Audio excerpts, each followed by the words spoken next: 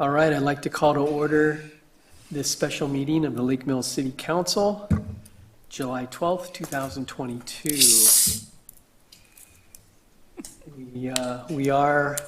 We did this in short notice because it's so hard to get a hold of everybody as far as the summertime schedules, but we made this work out, and we did get notice out for the open meetings rules, and we're looking good there. If we can get a roll call. Misty, can you help us out with that? Yep. Ms. Curler? Here. Mr. Waters? Here. Mrs. Bishop? Here.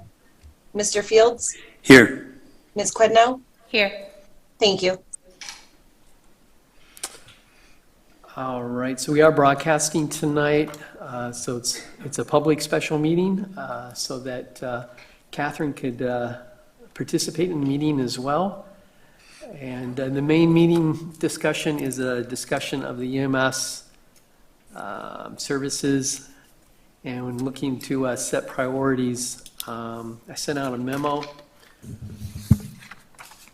some priorities that I outlined, like the number of ambulances, the number of staff, or that's basically the service level that we're looking at as far as basic EMTs, advanced EMTs, paramedics, how much EMS staff we need as far as on-site staff or part-time staff. The same thing with the fire department, on-site staff and part-time staff for the fire department. And then the response time, how quickly would the EMS service actually take to get to the houses. So I think the ones that probably make sense having a discussion on right off the bat would probably be the staffing issues, or the level of service. At what level do we want to participate at? And probably the response time would be the first two to nail down. And then we can circle back, and that might help us answer some of these other questions. Does that make sense? Does that seem like a good way to power forward here? Sure. All right. So why don't we look at that number of staff, or not really number of staff, but at what level of service do we want to be at? Would it be that basic EMT, the advanced EMT, or the paramedic level? And I may ask for some feedback from the audience. We do have the fire department represented tonight and the EMS service represented tonight, and they might be able to speak to this a little bit more about what we're currently offering at each department, and why they offer that service, and maybe give us some additional background. Does that make sense? Mm-hmm. Would that be a good place to start? Excellent. You good with that, Catherine? Do we lose her? That's a thumbs up? A thumbs up. All right. I'm slow on the mute button, yes. All right. Since it is an EMS question, do you guys mind starting? We can suspend the rules and you can talk about the type of service that you currently offer. Does that make sense? I move to suspend the rules so that we can allow representatives from Lake Mills EMS to speak. I'll second. All those in favor, raise your hand. She's delayed a little bit, 5-0. All right, the floor is open, and we'll probably pop some questions at you. It's a little bit more of an open forum tonight, so. Well, just for reference, I guess, to begin with, we do offer, we are working at an advanced EMT level. We have, I believe it's 12 advanced EMTs on the service, and we have then 8 of the lower levels. You have 8 at the lower levels? That's basic, Pardon? right? Are, yeah, either basics or EMRs. Okay.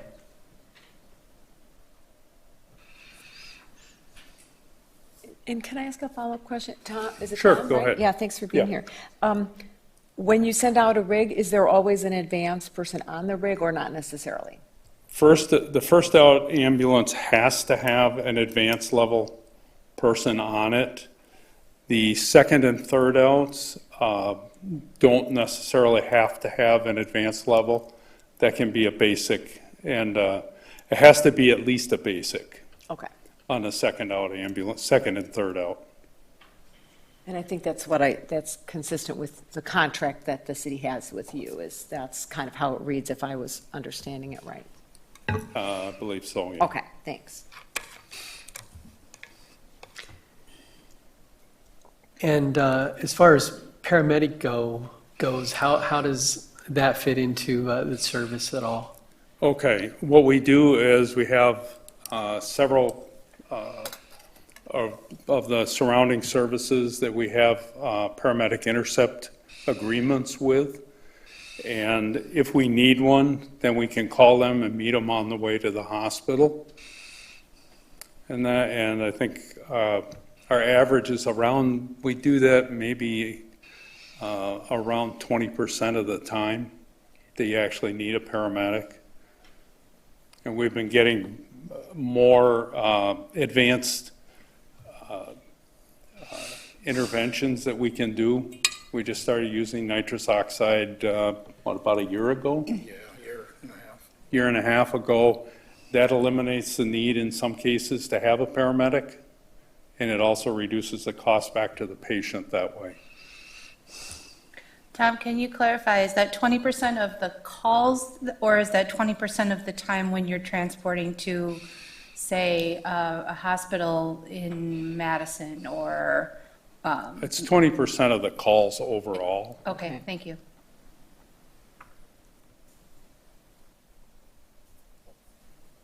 Anything else you want to add? And just quickly, as far as a basic EMT moving into the advanced EMT, what kind of, Okay. go Can ahead, I I'm sorry. clarify? Can I clarify one thing? Yes. Dave just told me that the 20% is actually 11% right now. Okay, Okay. 11%? Apologize for that. because of the nitrous oxide stuff that you've been able to acquire better training, or? That's just kind of the overall. It doesn't necessarily mean that that is reducing it. Okay. Thank you. And then my question was about like a basic EMT moving up to an advanced EMT. What does that entail as far as education or something along those lines? As of next, or coming this fall, my understanding is to go from the basic level to an advanced EMT is going to require 2 semesters of classwork at one of the local colleges, or, yeah, I guess you call them colleges. And so it's going to take approximately 9 months to a year to go from a basic to an advanced level. And I think that also applies to the EMR to the basic level also. It's going to take, they just changed it this year to be 2 semesters. Is that a cost that you pay for, or is that a cost that the person who wants advanced pays for? What we've done in the past is we reimburse after they pass the class. Okay. So we had a little bit of a rash years ago where people would start to go through the class and then not complete it, and we ended up having that all put out. Sorry about that. I think that was both of us. So, See Steve's test setting here. on average, what is the cost, investment-wise?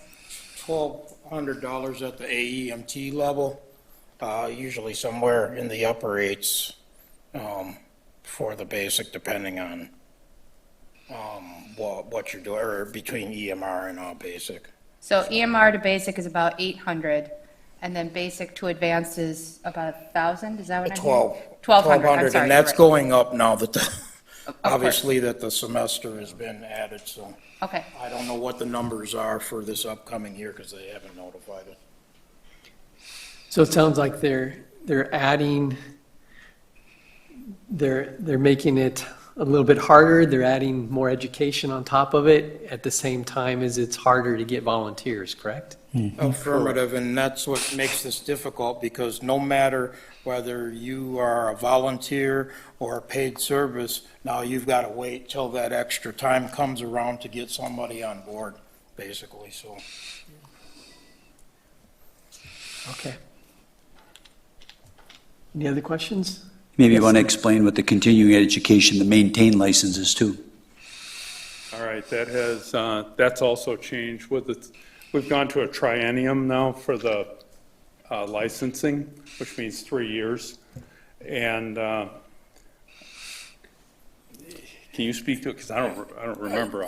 This just started in this past renewal season. We used to have, I believe it was like 34 at the basic level. I think only EM or basic AEMT level. Paramedics had to have more hours. EMRs had to have less hours in order to qualify for that. Now that it's gone to a 3-year, those requirements are also going to go up if you want to stay as a nationally registered paramedic, EMT, AEMT, EMR.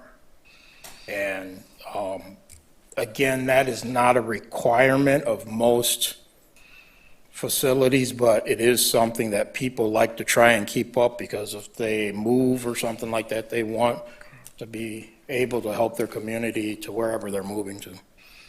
Is there a cost associated with that continuing education? Actually, yes, there is, but we take care of, or we take care of it here. Okay. And I believe the requirement at that 34 has gone up to like 45 hours. I had heard for, at least at the advanced EMT. I'm not sure what it is right now for the basic. Okay. So can you clarify, is there any Wisconsin requirement for continuing ed, and then the federal certification is higher, is a higher number of hours? Wisconsin usually follows pretty close as with the National Registry. Okay, okay, They're just a little bit less. okay.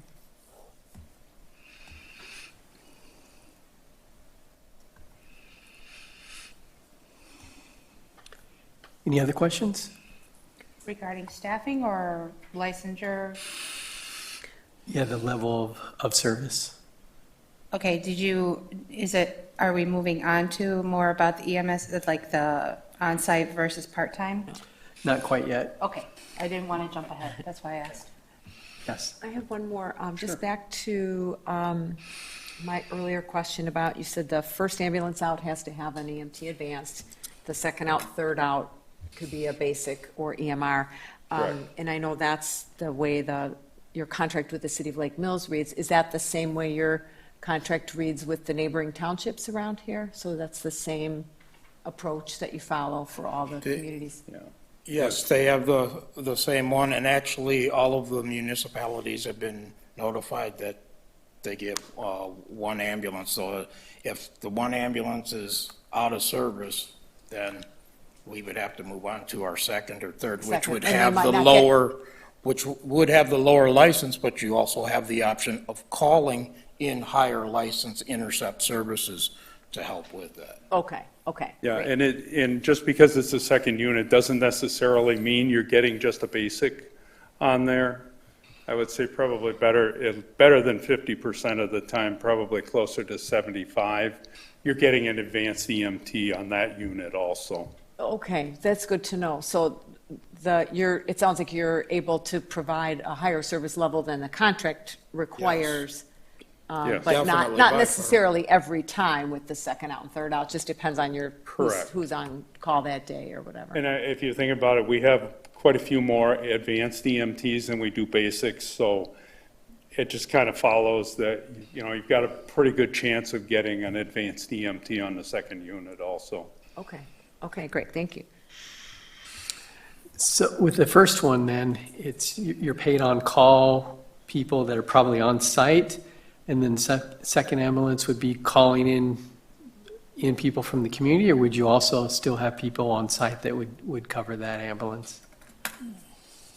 You want At this time, the first unit can have anybody from totally volunteer, which means they're not getting paid at all. We have POCs, which is paid on call. Okay. POPs, which is basically an hourly rate. And then for the second and third unit, it's whoever comes, we pay them at that rate. So again, whatever their category is, that's how they'll be reimbursed. So normally you have somebody on site for the first one, but the second one is more of a call out to the community to come and serve, Yes. or whoever's on call, basically, right?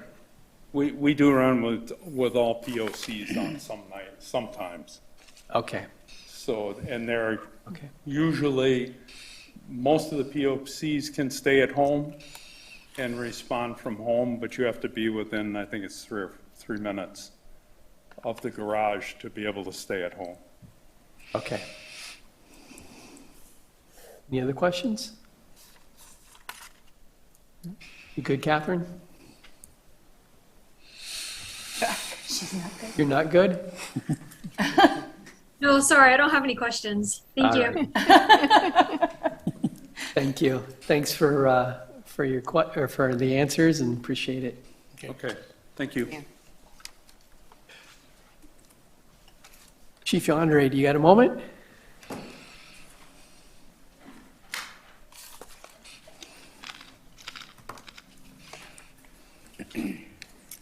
So the service level that you currently have among your staff as far as EMT level folks? Our license with DHS is a EMT basic, non-transporting service. Okay, We have 35 total members of the fire department, which of the 25 of the 35 are medically licensed at one level or another, from 2 EMRs, we got 18 basics, 3 advanced EMTs, 1 current medic, second one is finishing up his last class, so we'll have 2 medics on the department as well.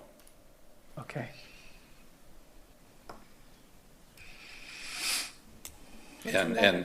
Paramedic. Oh, a paramedic. I'm When sorry, you say yes, medic, you mean paramedic, paramedic, yeah. okay. And we interviewed 2 individuals tonight.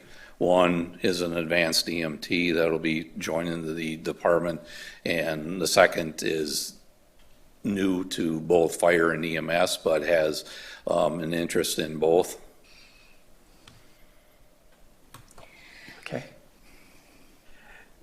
So what does it take to advance from a basic EMT service to a advanced EMT service? It's a relicensing process, I would imagine? Yeah, it'll be paperwork with DHS, plus, obviously, you would need more higher trained or licensed individuals, that the 3 that we have would not be enough. Okay. So you wouldn't need to send them to a local college? They'd go to the In-house? same schooling Okay. that Lake Mills EMS goes to. We have the same, we take the same classes, have to take the same tests. The licensing is the same. I know there's been comments made that if the fire department were to take over the service, that the care would be at a lesser level. Now, I don't know what that means, if we were going to be a basic service, or maybe our people aren't as competent and as well-trained, which is not the case. I'm here to tell you that we have to follow the same standards as any EMS service.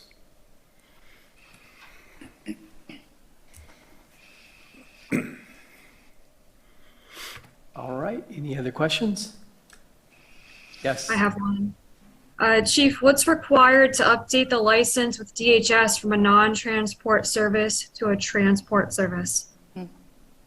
At the current basic level, or are you talking up to an advanced level? Let's say up to an advanced level. Again, we'd have to submit, really, it's paperwork and make sure you have the staffing. And I guess the other caveat is ambulances and equipment, So there's still a few steps to be taken. Okay, so how much staffing does DHS require to license you for a transport service? Well, I think that would be, there isn't a minimum, it's whatever you feel you need to be able to provide that service and fulfill the requirements in your operational plan with the Department of Health Services. So maybe a follow-up I could ask then. So the Department of Health Services doesn't say you have to have X number of personnel at the advanced level per ambulance or something like that. They don't have. Well, on an ambulance, they do, but They do, okay. not on your service that I'm aware of, unless these gentlemen could. Okay. So then how many people does DHS say you need on your ambulance? You need one at that license level. So you need two licensed individuals. One, if it's an advanced service, you need one advanced EMT, and the other individual could be a basic. Or they could be both advanced. Or you can have an advanced and an EMR, as long as you have a licensed individual. We're a small enough community. An EMR counts in until you hit 10,000 in your community, an EMR can qualify as an EMT for transporting.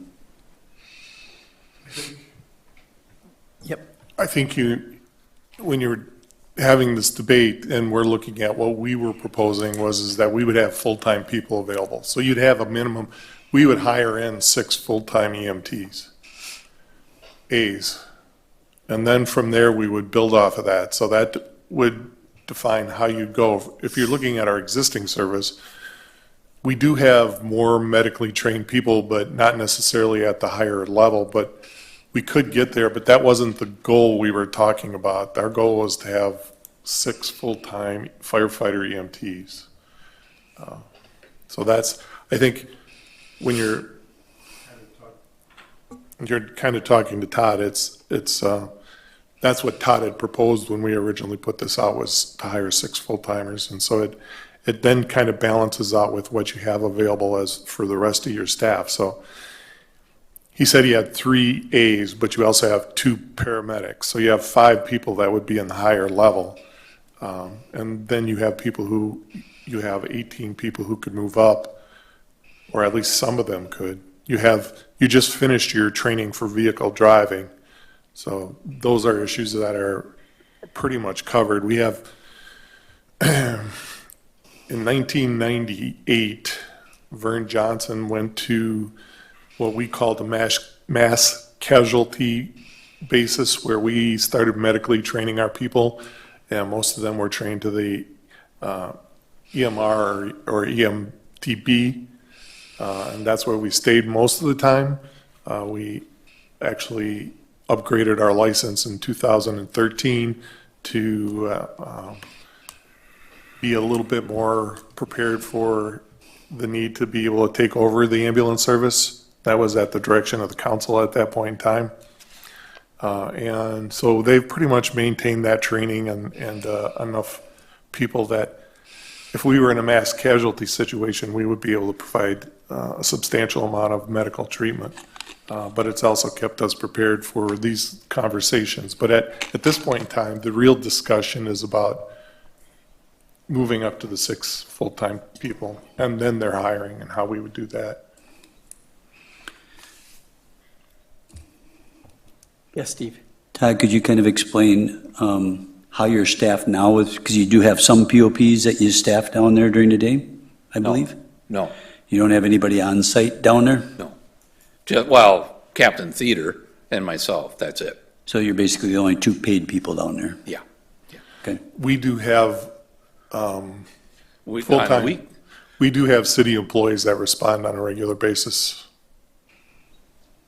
Yeah. for fire, not necessarily MS. Right. I guess I'd like to just go back and touch on what Dave and Tom brought up as far as the schooling, and the hours that, and I know, Steve, you asked for some information that I provided you. And the reason we had that surge in EMT basic training was we caught wind of the hour increases. So I brought that up to my members and said, if any of you have any intention or idea of possibly becoming an EMT basic, you better do it now, because in the very near future, there's going to be, I don't even remember, I think it was like 80 hours added to the basic class. And I had 9 individuals, I think it was 9 if I remember right when I sent you that information. I think it was 9 individuals that took advantage of it and became EMT basics because of the hourly increase that the state put on. Okay, so Chief, Your Training. microphone, Training. Steve. Steve, your microphone. Yeah, the training hours. That's great that many people stepped up. So Yeah.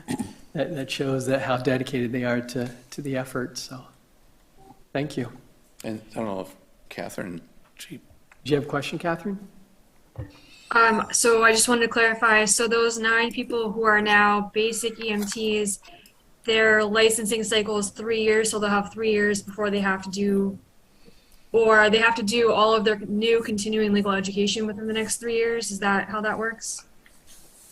every 3 years, our license expire, we have to renew them, and we take a refresher through Madison College. Now, like they said, I don't know if the hours are even set yet or the curriculum because this will be the first time with the hourly increase, so I don't know. In the past, it had been we would take our refresher on 2 weekends, 4 days, all day Saturday and Sunday for 2 weekends. Now, you do more medical training. Oh, throughout- we do medical training every month. As does EMS, I'm sure? Yes. Yeah, okay. They should be doing at least as much, yeah. All right, any other questions? I do. I Yep. have a question with regard to, we learned about the cost having to do with advancing a person from EMR to basic or from basic to advanced. I know what they quoted as the amount. Is there any benefit that the fire department gets because it's a service of the city to be able to cover the cost of that before they take it, or is this something that's covered after, similar to the EMS? We instituted a contract with our members. So they pay for the course upfront, books, fees, materials, and when they pass the class, they submit their receipts and we reimburse them for their cost. They have to maintain the license for 3 years, get them to their renewal. And if for some reason they don't, whether they don't show up for training or they move or quit the department, depending on where they are in the contract agreement, they have to reimburse the city. And we had one individual that completed the EMT basic course and moved away. He ended up paying the full cost because it was within that first year.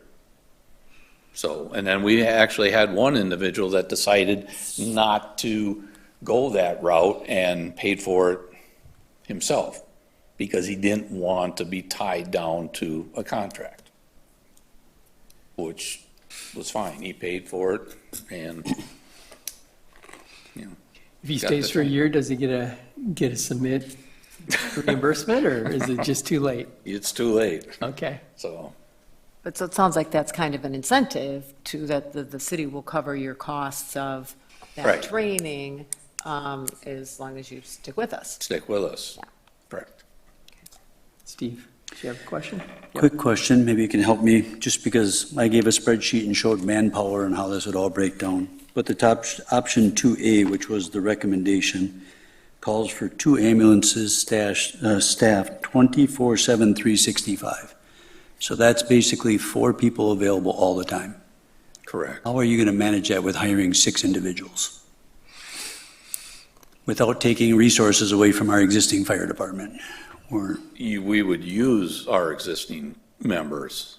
That's why we got them that training, so they wouldn't be at the advanced level. We'd be hiring that level of license, but they would give our EMT basics that are on the department an opportunity to take call at night, weekends, to use their license. well, just to go through it, your 6 that you're hiring and your 5 would be the A's for 2 ambulances, would just barely cover the rotating shifts at 24/7, 365 full-time, which is called out. So you'd need another 9 or 10 basics that would respond to support those folks rotating all the time. So that's going to take 9 people off the department working on the ambulance the majority of the time. I don't know if I would agree with the statement that I'm taking them away. If they're part of the department, we have flexibility, we can move, we can adjust. I'm just kind of curious, I'm just trying to think in my head, just because I run with you guys too, I get it. If we have a 1050 out on the interstate, we usually get a couple of fire trucks, a couple of ambulances. How are you going to pull all them resources if a lot of your people are dedicated to shift rotations? It's just you got to pull a couple of firefighters off the trucks to man the ambulances if you need ambulances and fire trucks together, I guess is what I'm saying. Because Yeah, there is a fair number. I agree with. There are a few numbers, there's a fairly good number of calls that way. Right, but, when you're part of the same department, you train, you're you're cross-trained, you can go from running an extrication tool to patient care, for patient care to another task, and, they make it work in career departments every day. Yep, well, I understand, and I agree, the guys do a great job.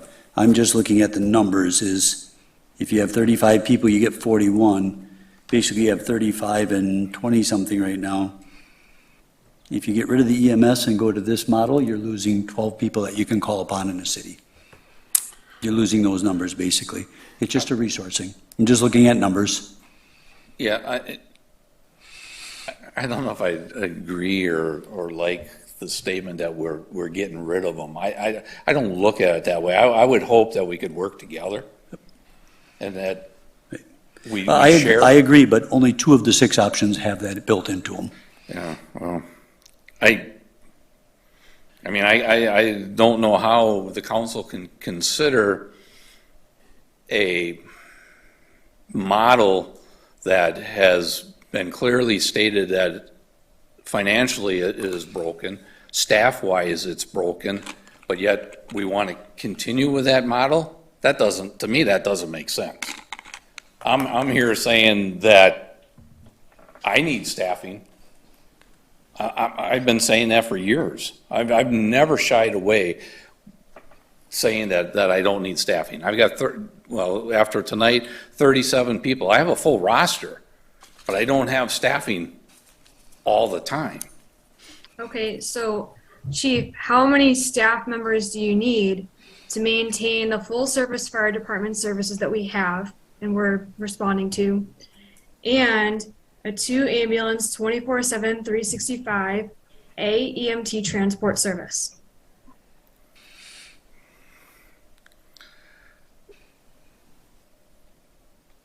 Well, you're going to need the 4 on the ambulance each shift, and then any fire apparatus that goes out, you're going to need anywhere from 2 to 4 on each one.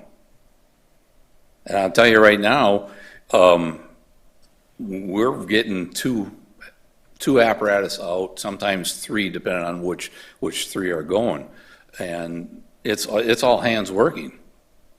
I'm not going to tell you any different.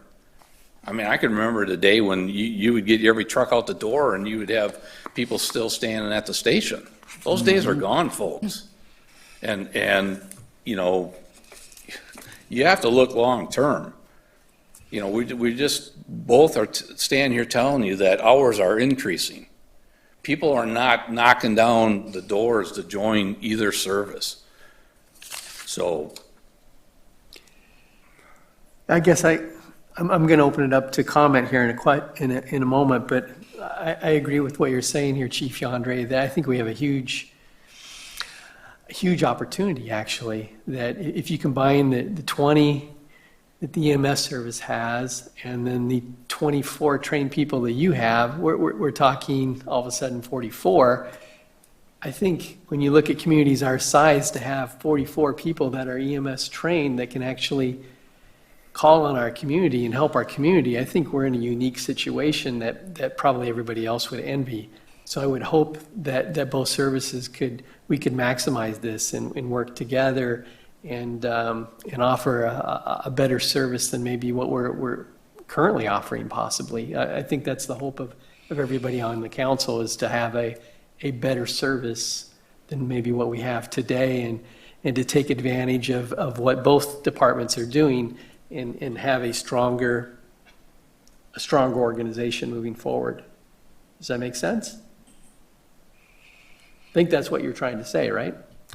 I would hope. Or that is Because what you're saying, actually. You know, there's going to be, I think, tougher decisions in the future.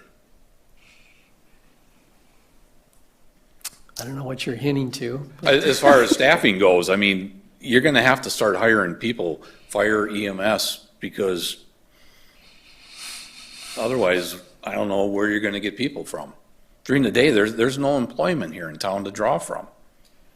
All of my, 37 members, the majority of them go someplace else to work. And it's not just Lake Mills Fire EMS. It's every department in the county, the state, the country. That's the world we're living in right now. Fire and EMS are hurting all over the place. Any other questions? Yes. Oh, not a question. I was going to comment. If there's no more I have questions one. for Chief, go ahead. Yeah, Catherine. Chief, since I'm doing my own math here on staffing, you said you need 4 on an ambulance each shift, and any fire apparatus needs 2 to 4 people. So how many shifts are you running in a day? It's a day shift. I'm sorry? It's 24 hours a day. 24 so- hours, one So shift. it's one 24-hour shift. Okay, I didn't know if you were running 3 shifts or how that was working. Thank you. Any other questions for Chief? If not, we'll just open it up for comment from council members. Thank you, Chief. Thank you. So comments as far as level of service. We just heard from the 2 different services.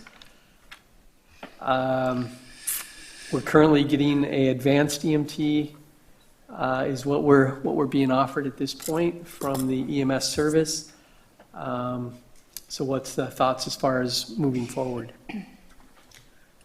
Well, that was kind of what was underlying some of my questions. I just wanted to make sure that I was clear about this. So the current contract that we have with Lake Mills EMS, and they confirmed this, guarantees an advance on the first ambulance out, doesn't necessarily guarantee an advance on the second or third, although you said that 50 to 75% of the time that's happening. Part of the reason I wanted to make sure that we all understood that is I think we heard from the townships that that's their desire. And I wasn't sure, some of them maybe think that that's what they're getting. No matter what ambulance comes and serves the townships, that they're getting an advanced every time. Maybe some people in our community think that as well, but technically that's not a requirement of the current contract. So to the extent that that would be an upgrade or, a change, I mean, I think that would be something that we may want to build in to what we do is have, make sure that there can be an advanced EMT with each ambulance. So you want a guarantee contract for both ambulances, AMT? Well, level. whether it's, whichever staffing model we're going with, Correct. whether it's a contract or whether we're, putting in our fire department, that there would be sufficient staffing to have advanced with each ambulance. Yep, and that's perfect. That's what we have to start establishing is what level of service on every ambulance, how many ambulances, and then that'll kind of lead into, when we figure out our run times, that'll tell us what our staffing has to be. Steve, since we're in a public meeting, can you state your relationship with EMS just to Oh, make that absolutely. public record? Yep, I've said it before, but just so everybody's clear that I do volunteer on the local Lake Mills EMS. So And that's why I've got what's some. your training level? I'm an EMR, a driver in EMR. So we got to send you to school, Steve, and get you up a little bit higher. Get too old. I just don't want to go back to school again. Isn't that the problem with everything right now? Come on, man. I can retire in a couple of years. I just, Yeah, and then you can volunteer more hours. Yeah, So just to clarify, what you're saying is at least 2 ambulances and on each advanced level EMT, yeah? Well, I guess we didn't really talk about the number of ambulances. We were talking more about the level of training, but I think, it seems like our neighboring townships expect, and it seems like we're close to that level of service now, is having an advanced level EMT with each ambulance that goes out. And so maybe that would be a good goal for us. Correct. To say we want at least one advanced EMT with each ambulance. At minimum, EMTA. Because we, in the Lake Mills, in the Lake Mills EMS, they have 12 advanced EMT and 8 basic. Although we have, at the fire department, it's only 3, potentially 4 EMTAs. There are 2 paramedics, so, combining those 2 together with, if it was to be advanced or higher, it would be a total of 17 potential EMTA level personnel. Does that make sense?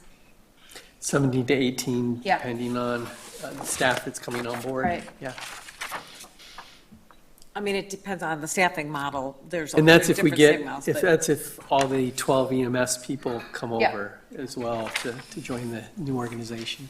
To me, Right. this is like level of service. No, right? I know. Whichever staffing model we do, I would propose that would be our goal, that we would provide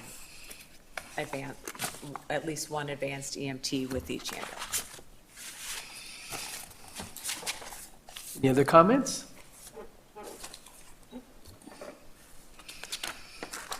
So as far as level of service, are we all kind of in agreement that we want to be at the advanced EMT level of service? Seeing head nods? Yeah. Okay. One per ambulance? Yeah. One per ambulance. 1 per ambulance, are we seeing head nods on that as well? That's the goal? Okay. Response time, let's move to that issue. As I look at the reports,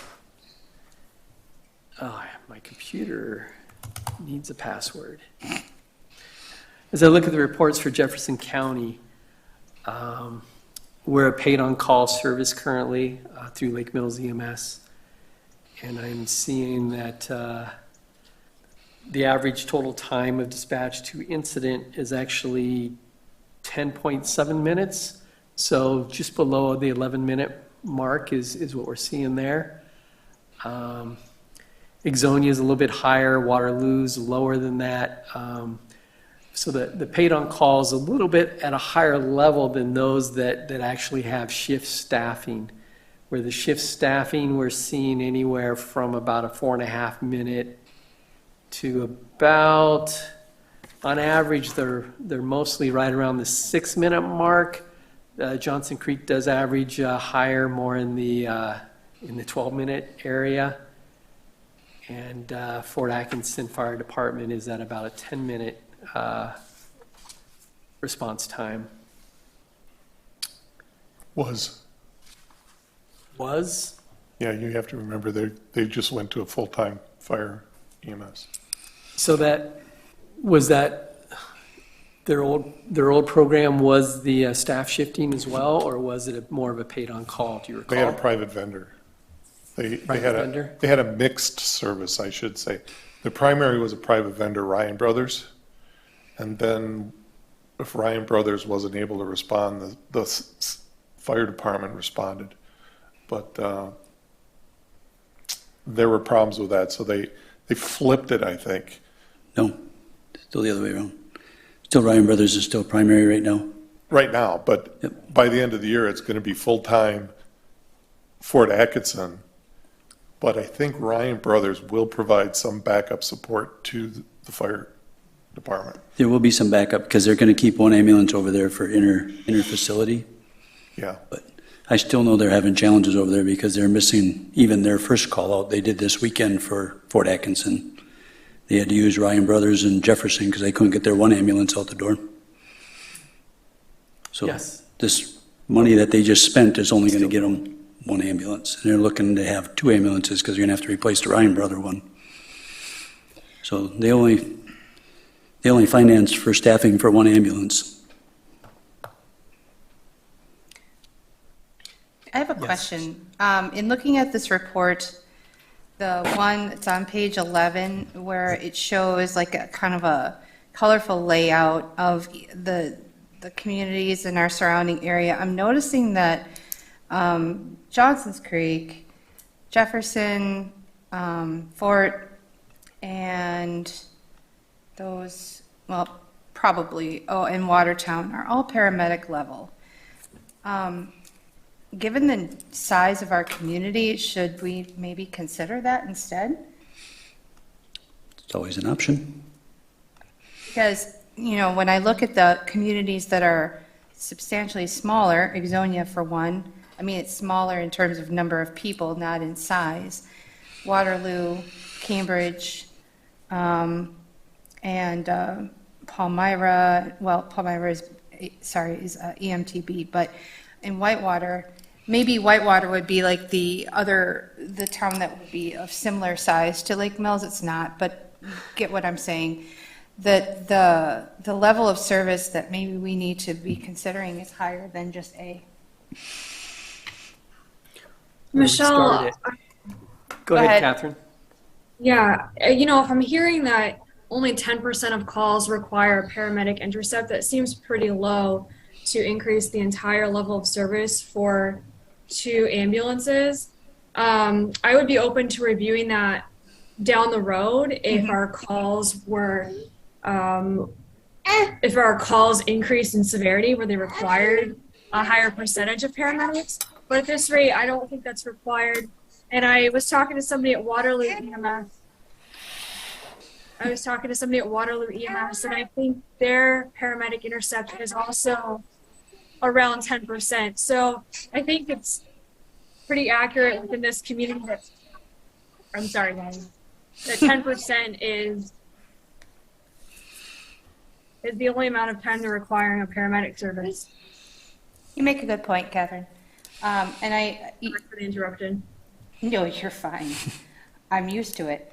Not from your kid, my own. But I guess in looking at this, I'm thankful that there are 2 paramedics on the fire department currently. So there wouldn't necessarily need to be a contractual obligation that we would need to intercept. It would sound to me like they're already on staff. Is that accurate?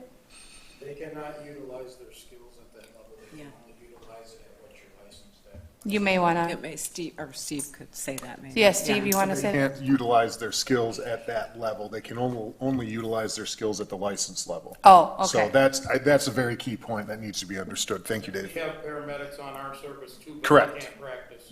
Okay. All right. So already. Dave, can you go to the microphone real quick? Yes, On that paramedic question, you must have listed them as advanced EMTs. Do you know how many paramedics you actually have? I have 2 right now. You have 2? Yes. So that would reduce the number of advanced EMTs if we credited them as paramedics. There would Well, they're already listed as advanced EMTs on our roster, so. be, okay. Okay, so, but they can't practice above that level. Right. And if you go to a paramedic type level, your costs will be a step increase because your salaries go up, but then it's all the medications and the protocols. And as medications expire, you start throwing them out. So you're always replenishing because they all have expiration dates. Okay. And being that you don't use them regularly, there is some turnover there that it is a step increase to go to a paramedic level. And Dave So- already mentioned that he's down to 11% on the paramedic intercepts, Yeah. so. Catherine I mentioned. just want to advise to everybody too, real quick, that with the advanced EMT level, a lot of their skill levels have gone up to eliminate having to call in paramedics quite as much. Some of the things that have been added just of recent for us is Zofran for nauseousness. They've now even added a pain control, IV Tylenol now that will be starting up. But I'm not even so sure that we should be doing that because we don't know what we're doing in the future, and that's the reason why we need some definition. And these are things that can eliminate possibly calling a paramedic in to intercept and make the price higher for your residents. Right. And the service, because the service has to pay the paramedic that comes in and intercepts. So that's something else that needs to be kept under control, because if you end up calling paramedics a lot, then you're wasting the money having to call them a very significant amount of times, you're going to end up paying their service a lot to transport. So Dave, if we combine the two services and we end up with 4 paramedics, based on your research, is there much cost associated to jump that service up to a paramedic level? And would having 4 paramedics on staff be enough to actually do that? Not at a paramedic level. Okay. What would it take to get to a paramedic level? It depends on what module. I don't know what. You can almost do the same math you were doing before. You're gonna need the 6 full-timers, and then you're probably gonna need somewhere between 6 to 18 people who are paid on call POP types who can fill in around those gaps.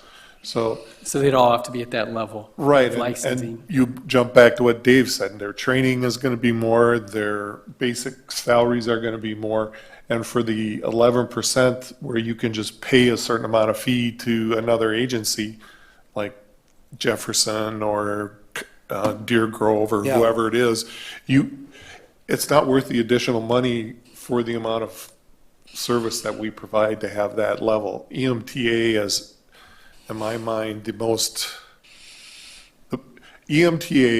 EMTA per ambulance is a top level for the size of our city. If you get into a response time that's 6 to 8 minutes and you have one EMTA per ambulance, you're gonna be doing great, because you can, if you have to, for the 11% of the time, you can contact another agency, have it intercepted, and be covered. And they're changing the rules every day, as Dave's noted, so, how you cover that requirement for a paramedic, my concern is always that you don't call them enough. There's always that battle. We're not gonna, we don't want that additional charge because the towns don't wanna pay us, and so there's always that push-pull there, and when you're dealing with people's health, you want to make sure that you do the right thing. But again, I think that calling in, even if you jump to 20% on the call-ins on the paramedics, it's still cheaper to go with an A. Okay. I appreciate you bringing it up though, Michelle, because I think it was good for us just to kind of clarify, the pros and cons of it and kind of make a data-driven decision, which it sounds like. Yep. We don't feel the data is there to support paramedics at this time. Maybe it will be in the future. Staffing. When you're like Watertown, when you're at 25,000 people and you're covering large areas of urbanized towns, It's different, yeah. that's a whole different story. But where we're at right now, I think that the type of coverage that we've been discussing from the beginning here is that if we can get those 2 ambulances out on a regular basis with an A on it, and we have good contracts for paramedic intercept, I don't see why we'd make the jump. Okay. Thanks for the conversation. Thanks, Dave. So I think we're still good at that EMTA level. Okay. So we're still on that response time. I kind of laid out that the shift staffing, we're looking at most communities are right around that 6-minute mark. We're currently approaching 11 minutes.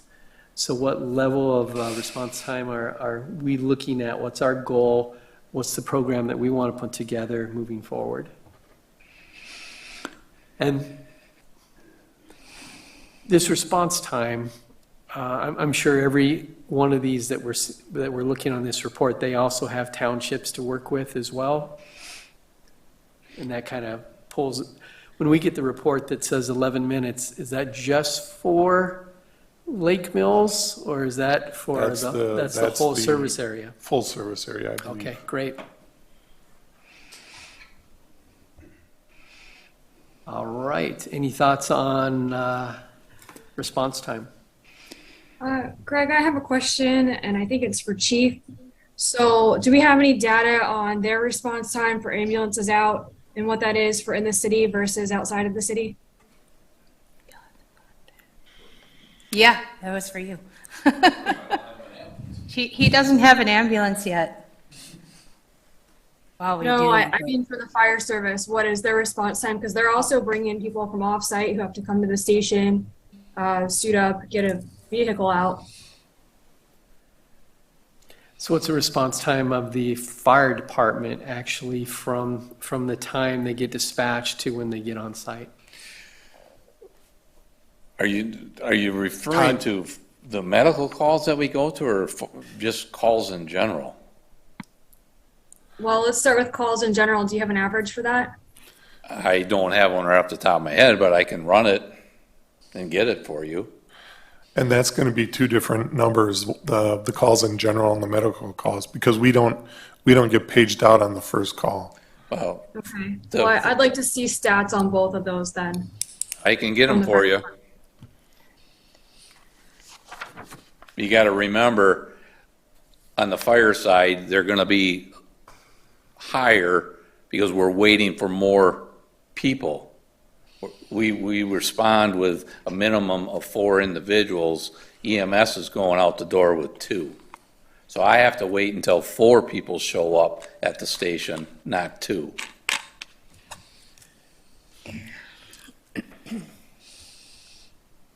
Go ahead.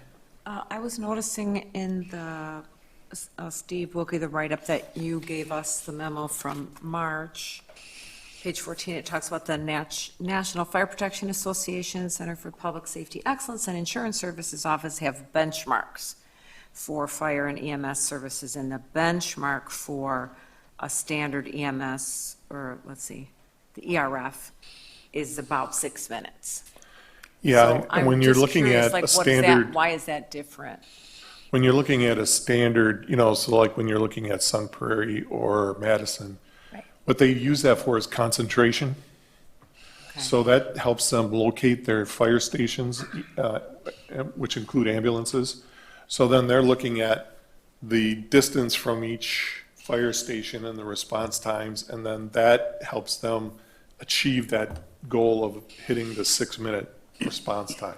So it's So- more of a planning kind of a metric rather than a performance metric? No, Is it's a that what performance metric, It is, but okay. what you have in Lake Mills is you're gonna have one fire station and you're gonna have ambulances in that. You can hit almost all of the city in 6 minutes if you have full-time staff on hand, which is pretty much what that's talking about. You're not gonna hit all the areas of the town in that timeline, but you're gonna hit a substantial amount, but there are other conditions, like, if you're north of the interstate, there are 2 ways basically to get there relatively quickly. That's A and 89. If one of those or both of those routes are closed for some reason and you need to take another route, it changes the whole metric. So they're trying to deal with the standard for what's best for the patient. And so then they use that as a method of determining where their fire stations are. To a certain extent, we're in a limited situation right now. So we wouldn't look at that as a whole. So when I looked at it, I said, if you're in the 6 to 8 minute category, you're doing pretty well. And if you're in the 8 to 10 minute category in the town, at the far ends of the towns, you're doing pretty well. Particularly, like I said, north of the interstate, if for some reason there are issues there. If we used to go to the road at the hill on the east side of the Crawfish, what's that? Zabel Road. Well, there's one way from Lake Mills there essentially, and that's County Highway B. And so if that's closed for some reason, you got a long route to get there. So those are kinds of debates that you have to have and understand that it's not going to be a perfect metric. What you look at is based on our fire station and the location and the ability to respond, if you have full-time, at least one full-time person in the station all the time, and you have a POC ready to go, you can get the vast majority of the people in 6 to 8 minutes. Did you have something? I guess I'd just like to make a couple comments about the response times. I don't know what's driving response times, but, for both agencies, we respond to calls non-emergent. And that adds to your response times. And the more often we can respond non-emergent, it's safer for the community, it's safer for our people. So I wouldn't get too hung up whether it's 7 minutes, 8 minutes, some of our response times are 40 minutes because we're going to mutual aid. And that's for them too. So Can you clarify what non-emergent means? that it's not for the fire department, one of our non-emergent calls would be a carbon monoxide detector going Okay. off. As long as the individual is not showing signs and symptoms of being sick, it's a non-emergent call. Okay. And so we take our time, we go, and we do what we need to do. And I know they respond non-emergent to calls, maybe somebody fell and they're going to go check them out.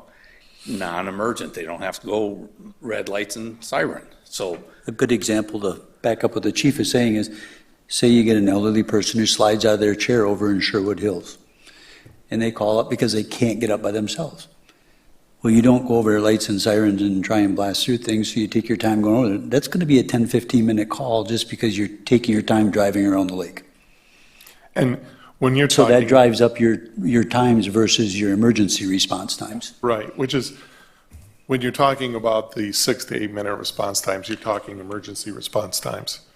You're not talking about all, especially like mutual aid. Mutual aid wouldn't even be included in that type of concept. No. Because, you're driving all the way to, you went to Burlington a couple times. You went to the Burlington Chocolate Factory. You went to the Watertown train derailment. Those aren't, you're not talking But about that's not in someone our in your service community area. that has No, a heart yeah. attack and needs to be gotten out of the community. So when you're trying to realize what kind of response times you're having, you want to be able, the kind of things that you're looking at is the staffing, the location of the ambulances, and how quick you can get them out. And they tie together. And, but it's about 25 to 30% of your calls are going to be emergent calls. And about, probably 20% of those are going to be ones where you really need to be there quick.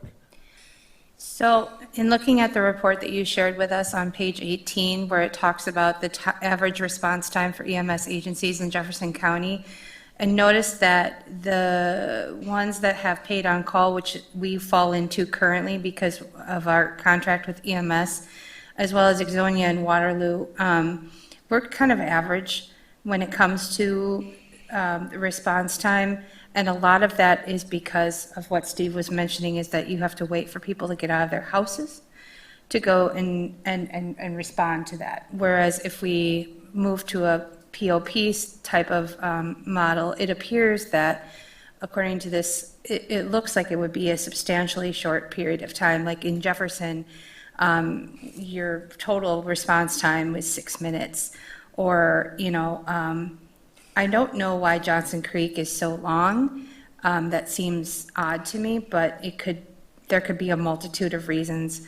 But that's what I'm clarifying is that if we move to a POP, or at least having people on site, that's going to expedite the response time, right? Well, I guess from my perspective, the reason we're talking about response time is to help us choose a model that provides the level of or that we're establishing as a council, what is the level of service that we feel that we should be providing our community.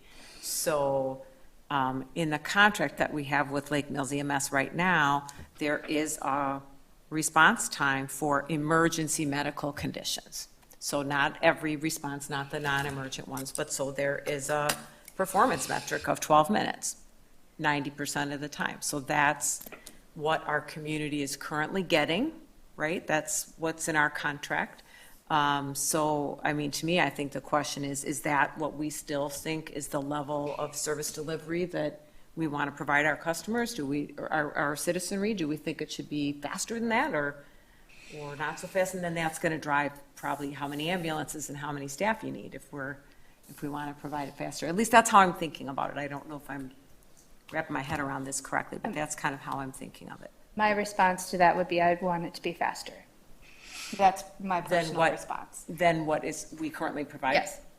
Do you Like look, 7, 8 minutes. have you been looking at the response times that we get the report every, now that's got your emergency and non-emergency calls in the city of Lake Mills. Yeah. Are mixed in that time. So you've been averaging upper 6, 7s, Right, and that's what your response time has been for an average. that's true. So you're trying to improve the 6 to 7 minutes then?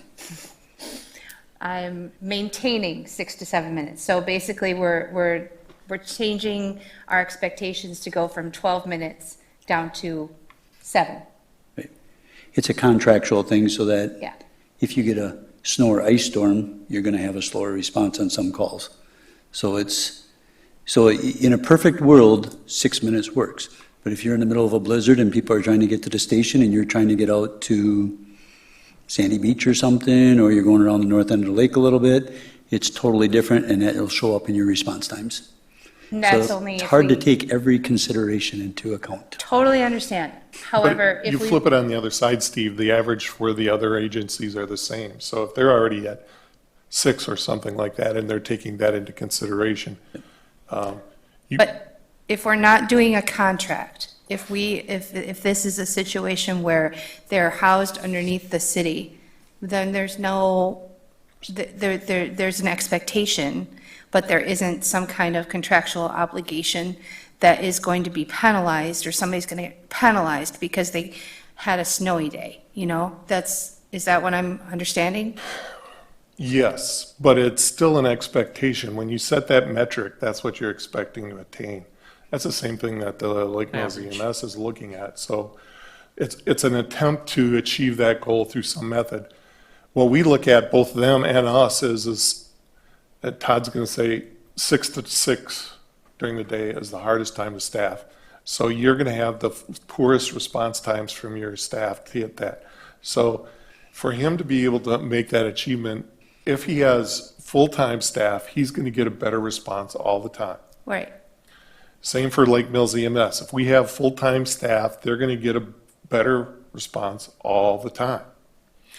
So we have both agencies that essentially are sitting here saying they need to be able to not only join a certain amount of their staff, but they need a full-time staff to make that metric consistent.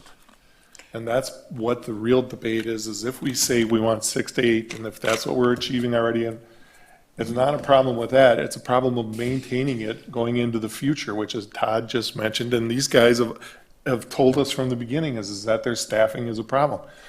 How are you going to make that staff work? Okay, so we need a cushion.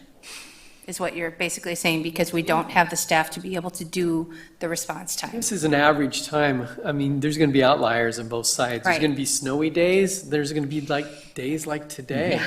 And they're going to get, 3 get minutes. calls downtown that take them 3 to 4 minutes. minutes to get downtown. Right. And then that's going to be, then there's going to be outliers on the other side. So the average of 6 minutes is understanding that there'll be some that'll be 4 and there'll be some that'll be 8. Right. So the crisis for both agencies in my mind has been from the beginning, the full-time staff that we need to guarantee that we have to start.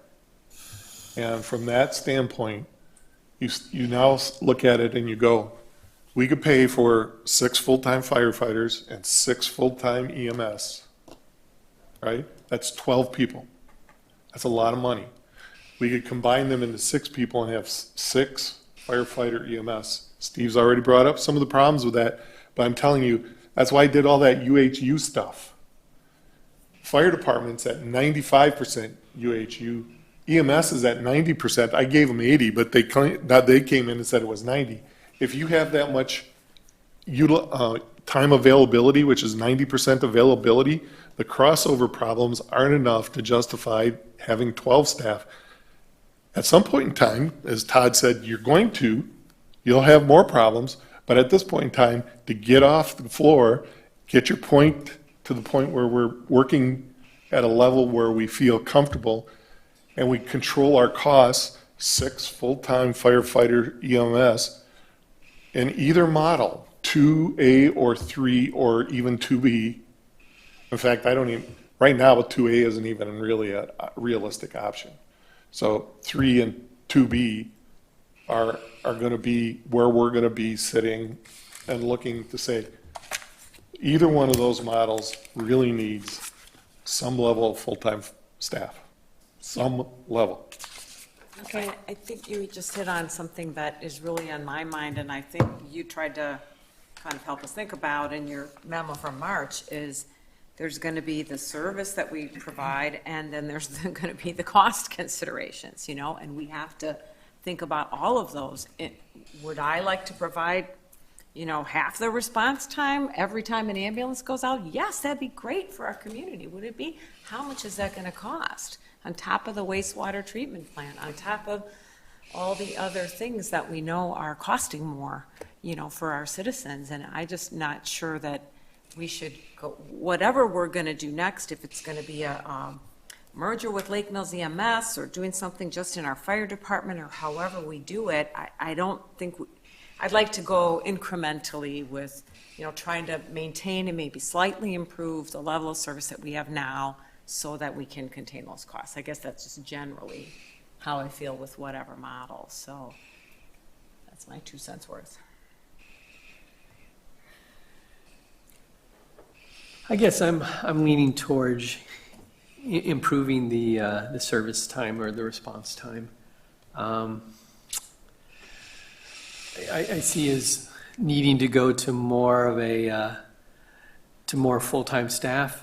To do that, I want to see some benefits to doing that. Maybe we won't have to do it as quickly as we expect at first if we're able to maximize the synergies of the 2 organizations coming together, but we'll have to evaluate that, looking at that moving forward. Looking at some of these other questions as far as number of ambulances, this EMS staffing, the fire department staffing, I'm kind of wondering if we need to get an outside consultant to help us get our arms around this and understand that if you put $500,000 in, this is what you're going to get for a result. This is what you're going to get for full-time and part-time. This is what you can get from a service standpoint. If you don't do that and you just rely fully on part-time staff, this will be the result. This will be what you get. And to understand that maybe from a third-party consultant might help us with some of these decisions moving forward. We have a staffing study budgeted. We could That's just- all of our staff, but It's all of it, but you could Right. kind of upgrade the EMS fire department part of it in that and get and then those types of organizations could give you like McMahon, you already talked to them they are one of the top EMS fire ones out there, so, Where are they out of? Green Bay, We had them as one of their For the options. city manager Yep. search, yeah. yeah, but there are lots of them that'll do that. And then you just incorporate that in there and ask them, in the interim, we have an ambulance, they have a couple ambulances, we can work out an agreement that'll keep us going until we get something, until you guys get something that you feel comfortable with from an organization that's does that professionally.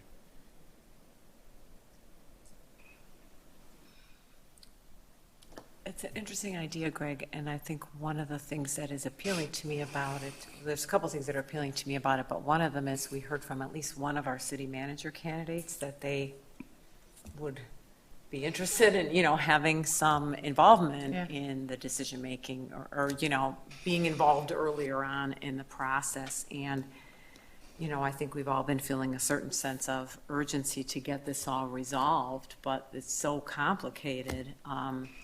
And I think it would be good if a new city manager could be involved in some of those latter parts of the discussion so that then they can carry it forward.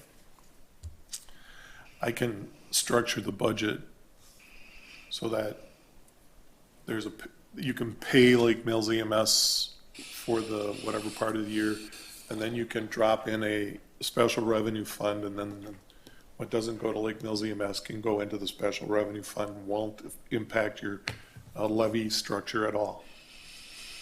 And whoever the new guy is can figure out exactly what he wants to do with that and take all the recommendations from the consultants on how they want to structure that.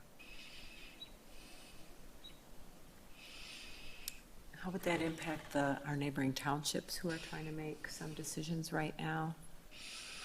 Well, Yeah. basically what we did was, in my budget, I took what Lake Mills EMS gave us in their last budget and put that in. So if that's what we got and they're telling them the same number, they're not gonna, that's what they were gonna do anyways.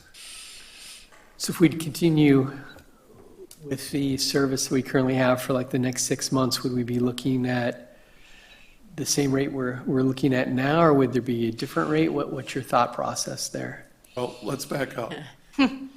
We're under a contract from January to December, so they don't do their increases until January. So they would give us notice sometime in August about what their rate increase would be. Now, we've been seeing them consistently in their budget documents, so I'm assuming that that's going to be relatively close. Don't at that negotiate for them, Steve. You're done September 1st. Eighth. 8th, right. You don't have to. But that's what you're gonna build your budgets on, so let's say that's where you're at. They're gonna basically have the same impact that we do.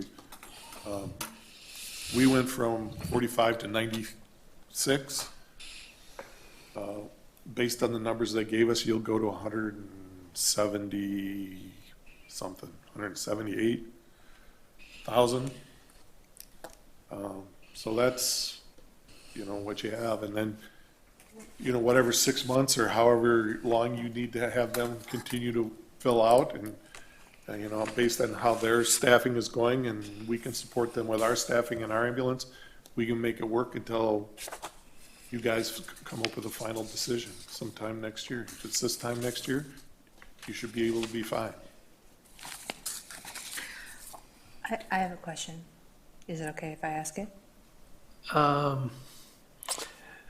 Well, I won't nail you on the pricing right now, but serviceability, would you be able to continue the service for the next, into July of next year?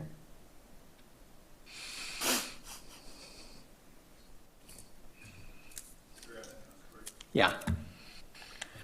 Sorry. I'm looking at you, but the cameras don't see who I'm looking at.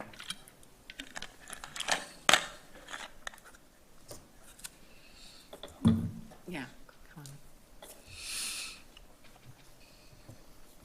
I'm just trying to understand the urgency and time frame we're working with here.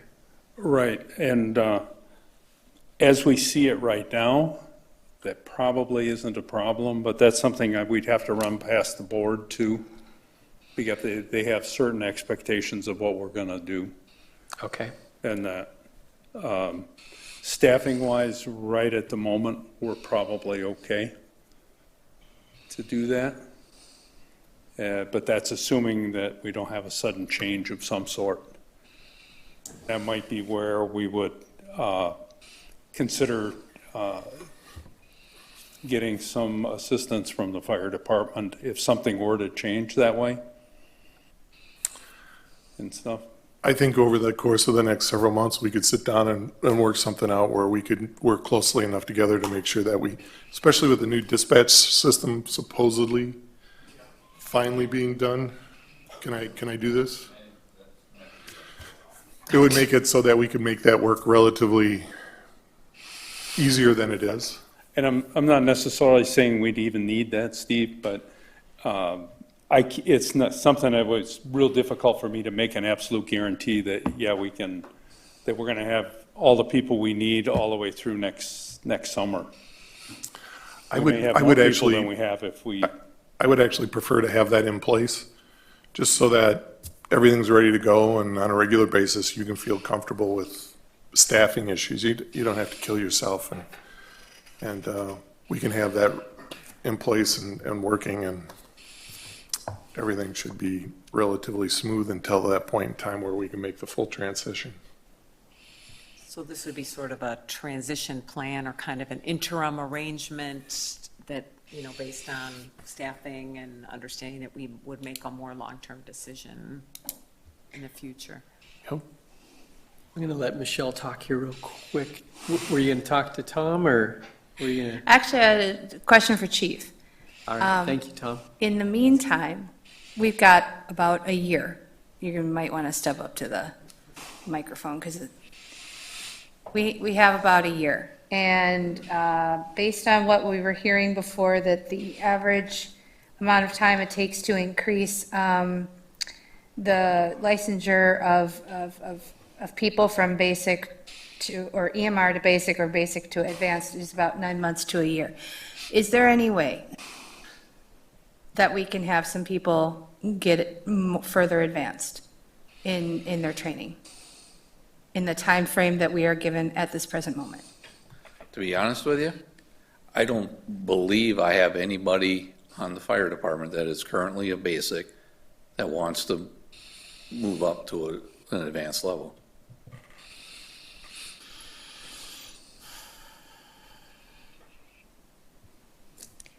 Okay, And why do you think do you think that they need more advance Because, in the fire department? or- flexibility. Go ahead. Dan, did you have something that you wanted to add?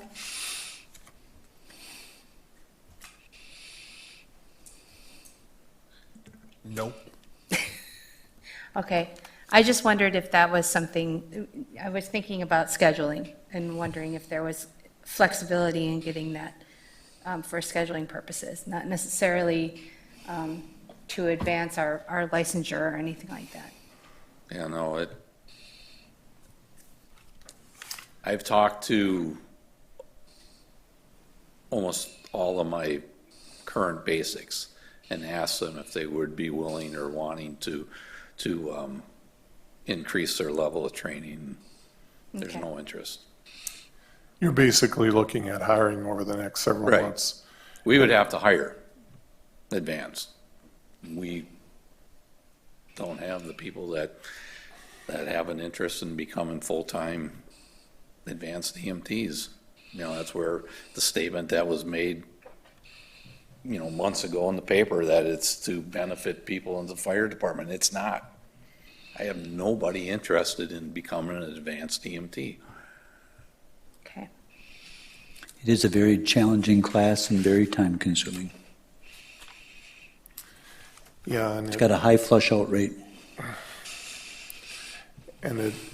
both organizations are in that area where, that's why we keep talking about going to full-time personnel, some level of full-time personnel. And I think Doesn't pay anything. that's an important level to get to, is you have to be thinking about how you're gonna hire. And We already know, Steve's already mentioned it to me multiple times, you're gonna have challenges hiring people. But I think in the long run, that's the only option you're gonna even have, is to hire people, because the other ones aren't even gonna be available. POCs and POPs are just about gonna be non-existent, and particularly 6 AM to 6 PM, it's just a wipeout. As Todd's already mentioned, and you've read all the documents we've provided, looked all over the country, all over the state, all over Jefferson County. That's why I was asking if there was any chance that any of them would want to advance. But, Let me put it this way. If you hire full-time, I'll bet that you'll find 6 of them that are willing to become EMTAs. well, that's kind of what I was wondering. Yeah. If that was something, if we were going to provide that opportunity, would they be interested in doing that? I'm pretty sure that Dan does a lot of work down there, and from what I know about the process and what happens with volunteer firefighters and what I've seen from his people, we get them trained and they go to full-time agencies.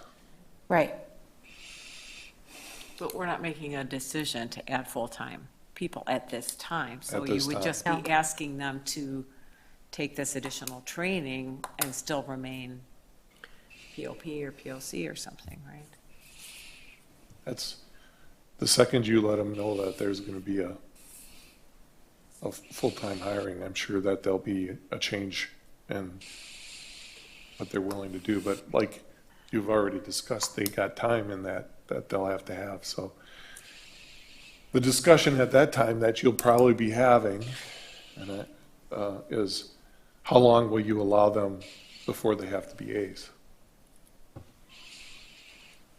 And that'll tie into your scheduling and who you have available on a regular basis and those types of things.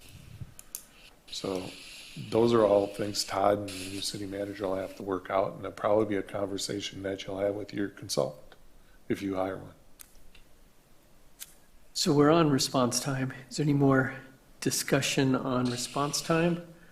Or should we move to reviewing consultants at our next meeting, looking at prices for consultants and understanding if that's a good option for us to move forward with?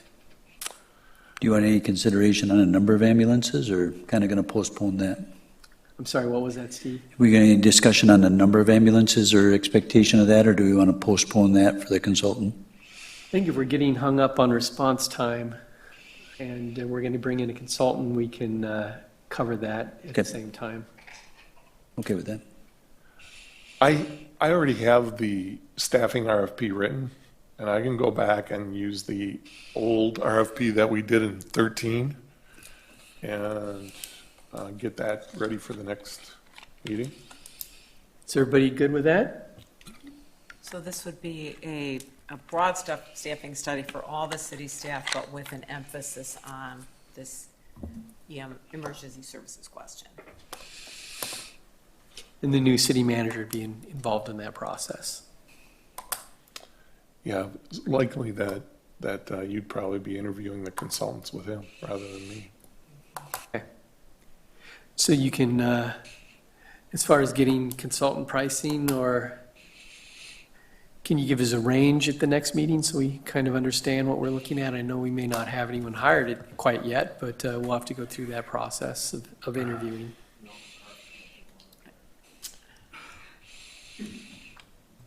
I have the base RFP done to remodel it, but to get an idea of what it would be, I think you're looking at maybe for the whole staffing study, you're looking at $50,000, maybe $60,000.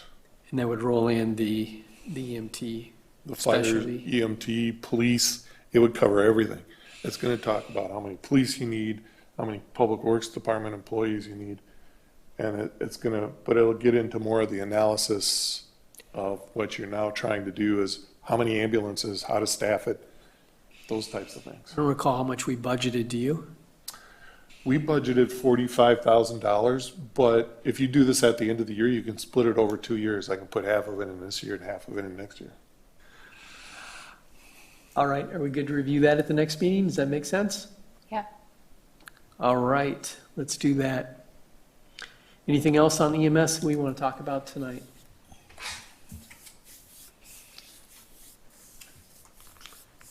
All right, seeing nothing? Go The ahead. other thing was just, I think we'd had some conversation about maybe having a follow-up meeting with the towns, and I don't know if that's still necessary. Yeah. Given that we're shifting our approach a little bit.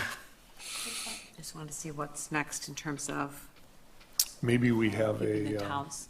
in the loop. invite the town board chairs in and just go over where we're headed. A quicker Just- meeting just you instead and of I a and- longer meeting? Just you and I and the town board chairs. Oh, you're saying just an informal meeting, not really not a special session or anything like that? Yeah, just an Okay. informal. Everybody good with that? Just a quick meeting Just and update them. just with the board chairs and go from there? That way they can report back to their boards and let everybody know where the EMS stands and go from there.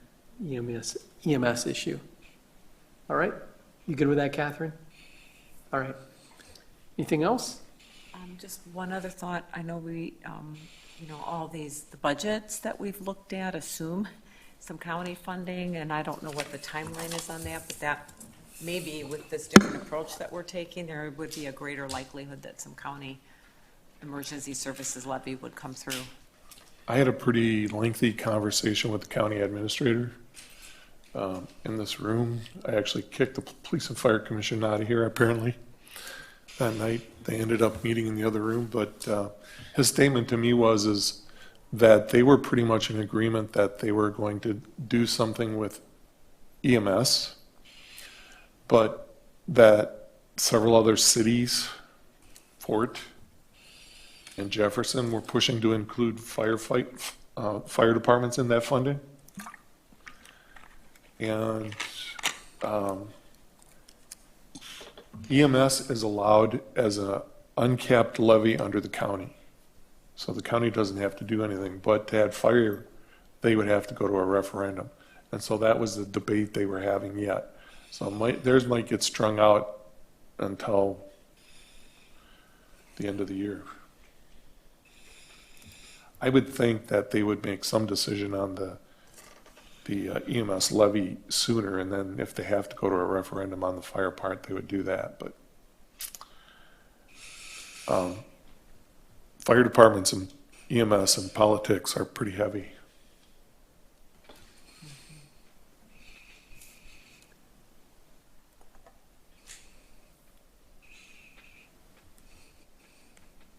Anything else?